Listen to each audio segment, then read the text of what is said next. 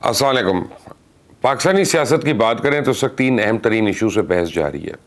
سب سے پہلا اور بڑا مسئلہ یہ ہے کہ ججز کو دھمکی آمیز خطوط ملنے کے بعد عدلیہ کے رویے میں ایک بڑی تبدیلی دیکھنے کو ملی ہے۔ اسلام آباد ہائی کورٹ کے 2 ججز کے 2 نئے اور اہم خط سامنے آئے ہیں۔ یہ خطوط کیا ہیں اور تبدیل ہوتا ہوا عدالتی رویہ اس کے پاکستانی سیاست پہ کیا اثرات مرتب ہوں گے، اس پہ آج بات کروں گا۔ اور اس کے ساتھ ہی پیپلز پارٹی کے کابینہ میں شامل ہونے کی خبریں اب زور و شور سے جاری ہیں۔ آئے روز مزید چہم گوئیاں ہو رہی ہیں۔ بلاول کے بارے میں کہا جا رہا ہے کہ ہو سکتا ہے وہ واپس آ جائیں، تو اس پہ بھی بات کریں گے۔ اس کے ساتھ ہی پی ٹی آئی کے طرز سیاست اور آنے والے 9 مئی یعنی 2 دن بعد ایک اور احتجاج کی تیاری ہو رہی ہے۔ یہ احتجاج ملک گیر ہوگا اور اس پہ بھی بات ہوگی، لیکن آگے بڑھنے سے پہلے اگر آپ نے ابھی تک اس چینل کو سبسکرائب نہیں کیا تو پلیز کر لیں، بیل آئیکن کو پریس کرنا مت بھولیے گا۔ پاکستانی سیاست میں ہر گزرتا دن ایک سے ایک بڑی خبر لے کے آتا ہے۔ اب جس طرح کل ایک ہی دن میں تحریک انصاف کو بڑی فتح حاصل ہوئی ہے، سپریم کورٹ نے مخصوص نشستوں کے حوالے سے پی ٹی آئی کی درخواست منظور کی، پشاور ہائی کورٹ کے فیصلوں کو معطل کر دیا، اور یوں پی ٹی آئی کو تو ابھی تک مخصوص نشستیں نہیں ملی، لیکن جو نشستیں دوسری سیاسی جماعتوں کو ملی تھیں وہ فی الحال معطل ہو گئی ہیں۔ اور اس سے ایک اہم چیز یہ ہوئی ہے، حکومتی اتحاد جس کے پاس کل تک 2/3 اکثریت تھی، اب وہ 2/3 اکثریت نہیں رہی۔ اب کوئی آئینی ترمیم بھی نہیں ہو سکے گی، نہ ہی ججز کے حوالے سے اصلاحات لائی جا سکتی ہیں۔ تو اس کے ساتھ ہی کل رات کو ایک اہم خط چیف جسٹس اسلام آباد ہائی کورٹ کو لکھا گیا۔ کچھ دن پہلے اسلام آباد ہائی کورٹ کے جج بابر ستار، جو کہ آڈیو کیس سن رہے تھے، اور اسی کیس میں وہ ڈی جی آئی بی اور D G F I A chairman P T A, ان کو توہین عدالت کے نوٹس بھی جاری کر چکے ہیں۔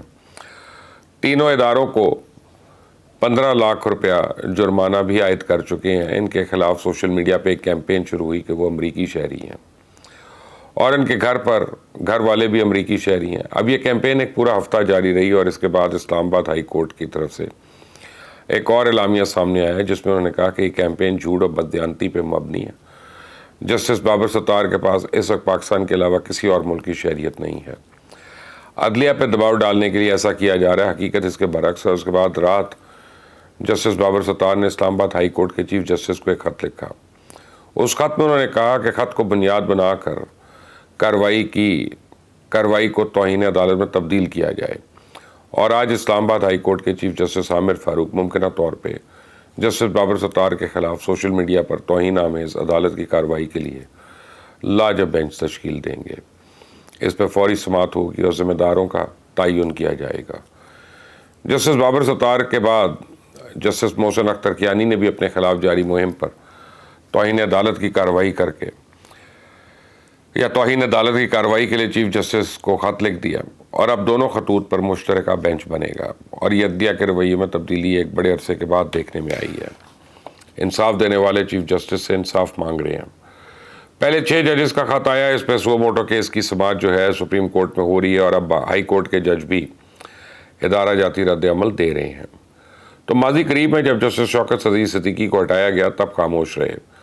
جب چیف جسٹس کے خلاف ریفرنس لایا گیا، ان کی اہلیہ کو عدالت بلایا گیا، تب بھی کسی نے بات نہیں سنی۔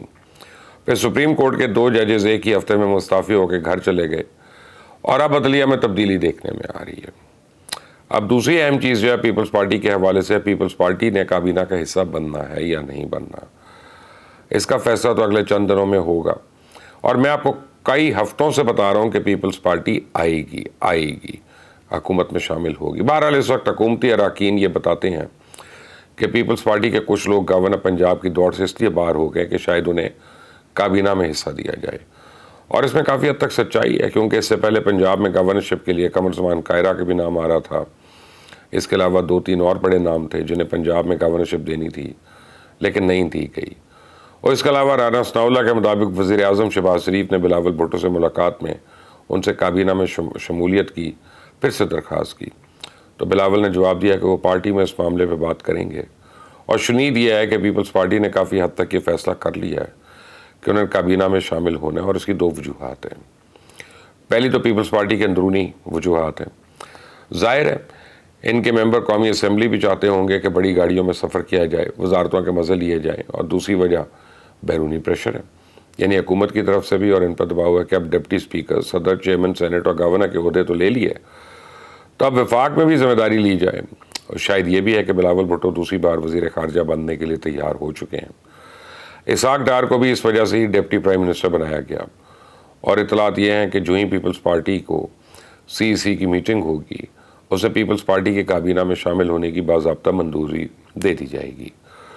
تب تک اسحاق ڈار اپنا بوریا بستر اٹھا کر وزیر اعظم ہاؤس شفٹ ہو جائیں گے اور وہیں سے سارے معاملات دیکھیں گے۔ ڈپٹی پرائم منسٹر بننے کی وجہ سے وزارت خزانہ کے معاملات پہ بھی نظر رکھ پائیں گے۔ لیکن یہاں ایک چیز اہم ہے کہ کیا پیپلز پارٹی کو حکومت لینی چاہیے؟ پیپلز پارٹی اگر حکومت لیتی ہے تو اس کے کیا اثرات ہوں گے؟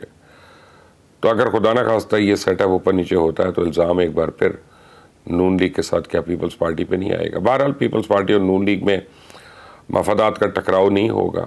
وہ پیپلز پارٹی جس نے پہلے بڑی شاطرانہ انداز سے ساری PDM حکومت کا بوجھ نون لیگ کے کندھوں پہ ڈال دیا، کیا اس حکومت میں بھی سارا بوجھ نون لیگ کے کندھوں پہ ڈال پائے گی؟ اور سب سے اہم چیز ہے بیانیہ۔ حکومت اگر پرفارم کر بھی لے تو کیا وہ عوام میں قبولیت حاصل کر پائیں گے؟ کیونکہ یہاں پر پچھلے الیکشن سے ایک بات تو ثابت ہو گئی ہے کہ اگر آپ دودھ اور شہد کی نہریں بھی بہا دیں گے تو آپ کو ووٹ شخصیت پرستی پہ ہی ملے گا۔ جس طرح گزشتہ الیکشن میں عمران خان کے لیے لوگ باہر نکلے، کیونکہ PTI کو سنبھالنا ایک بہت بڑا چیلنج بن چکا ہے۔ کل بھی PTI نے اپنا پارلیمانی رہنماؤں کا اجلاس بلایا اور اس میں کافی اہم باتیں کی۔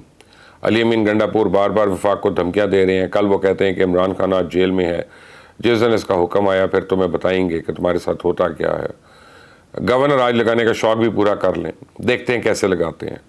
گورنر آج عوام پھر ان کو اتنے آرام سے نہیں بیٹھنے دے گی، یہ کوئی مذاق نہیں، اتنا بڑا مینڈیٹ ہو اور آپ گورنر آج لگا دیں۔ غداری کے سرٹیفکیٹ مت بانٹو، ہمیں پتہ ہے کون پاکستان سے وفادار ہے اور کس کے کیا مفادات ہیں۔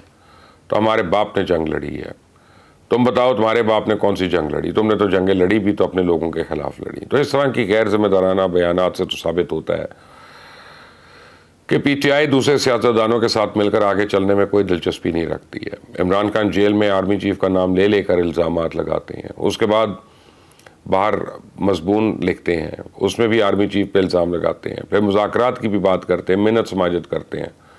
بلکہ اب تو PTI والوں نے 9 مئی والے دن پورے ملک میں احتجاجی ریلیاں نکالنے کی کال دے رکھی، یعنی اپنے کیے پر معافی مانگنے اور شرمندہ ہونے کے بجائے یہ لوگ ایک اور احتجاج کی تیاری کیے بیٹھے ہیں۔ تو اس احتجاج کو روکنے کے لیے ریاست حرکت میں آئے گی اور پھر انارکی کا موقع ملے گا اور پھر سے شرپسندی ہوا پکڑے گی، لیکن PTI کو اس سے کوئی سروکار نہیں۔ ان کے لیے صرف ایک ہی چیز عزیز ہے، وہ ہے کرسی۔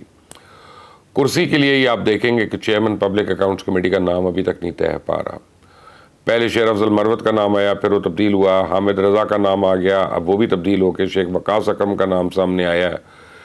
تو جیل بیٹھے ہوئے عمران خان کو پتہ ہی نہیں کہ باہر ہو کیا رہا ہے، اور ابھی تو یہ لوگ اپوزیشن میں سوچے اگر ان کے پاس ان حالات میں حکومت آ جاتی، مشکل فیصلے کرنے ہوتے، یہ لوگ ملک کا کیا حال کرتے۔ وزارتوں اور عہدوں کے لیے تو یہ ملک بھرتا بنا دیتے ہیں۔ اب بھی وقت ہے ان کے پاس کہ مذاکراتی ٹیبل پہ بیٹھ جائیں، آپس کی دشمنیوں کو ختم کرے کے اور ایک دوسرے کی بجائے ملک کا سوچا جائے۔ آج کسان خودکشی پہ مجبور ہے، ابھی آنے والے مہینے میں بجلی کے بل مزید بجلی کرائیں گے۔ لوگوں کا سوچیں، لوگوں کے مسائل حل کرنے کا سوچیں۔ کاش ہمارے سیاستدانوں کو اللہ عقل دے دے۔ اس چینل کو سبسکرائب کریے گا، بیل آئیکن کو پریس کریے گا تاکہ مزید اپڈیٹس آپ کو خود بخود ملتی رہیں۔ انٹل دی نیکسٹ ٹائم، اللہ حافظ۔